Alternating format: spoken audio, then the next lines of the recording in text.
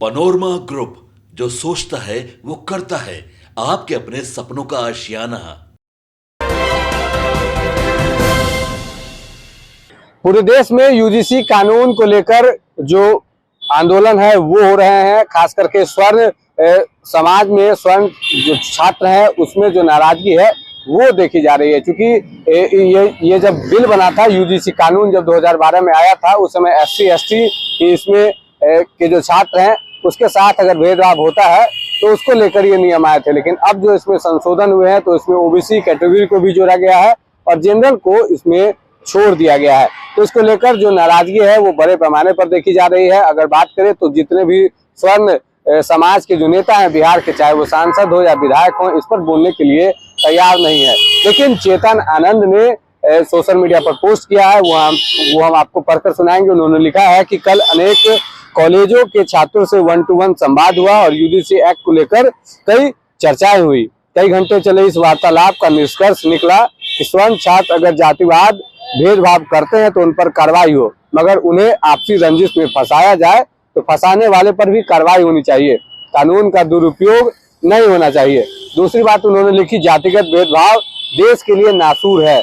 ऐसे मामलों में दोषी के खिलाफ सख्त सजा का प्रावधान होना चाहिए, मगर निर्दोष को बचने का अवसर भी मिलना चाहिए। 2012 में बने नियम में यह कहा गया था कि अगर आरोप या गलत नियत से फंसाने की मंशा निकली तो जुर्माना लगता है, लेकिन नए नियम में इसको शामिल नहीं किया गया है। तीसरी बात उन्होंने लिखी है कि यूजीसी कमेटी के सभी सदस्यों को बाकी जाति का पिरामिड समझना होगा, तो नियम बनाने वालों को भी गांव में घूमकर इसे समझना पड़ेगा। यूजीसी के इक्विलिटी कमेटी में स्वर्णों का भी प्रतिनिधित्व का प्रावधान होना चाहिए।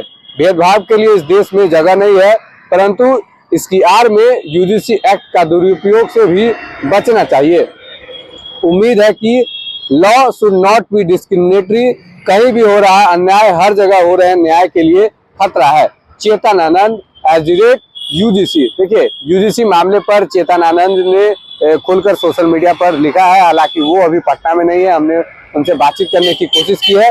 कई चीजों को उन्होंने लिखा है। 2012 में जब ये कानून बने थे कि अगर भेदभाव के आधार पर आपके साथ कुछ होता है तो उस पर कार्रवाई की जाएगी, लेकिन उस समय ये नियम थे कि अगर आप गलत पाए जाएंगे, अगर आपकी मंशा किसी को फंसाने की होगी तो आप पर कार्रवाई हो सकती है, आप पर जुर्माना हो सकता है। लेकिन अब जो इस नियम में संशोधन हुए हैं, इस नियम में इस कानून को हटा दिया गया है। इसी को लेकर पूरे देश में जो है इस कानून को लेकर बवाल जो है वो मचा हुआ है। इस खबर पर आपकी क्या कुछ प्रतिक्रिया है कमेंट बॉक्स में जरूर लिखिएगा। लेकिन चेतन आनंद ने जिस तरीके से सोशल मीडिया पर लिखा है, स्वर्ण समाज के वो भी चेहरे हैं चेतन आनंद, और कई चीजों को उन्होंने प्रवक्ता से पर लिखा है कि क्या इसमें कमी है, क्या इसमें संशोधन होने चाहिए।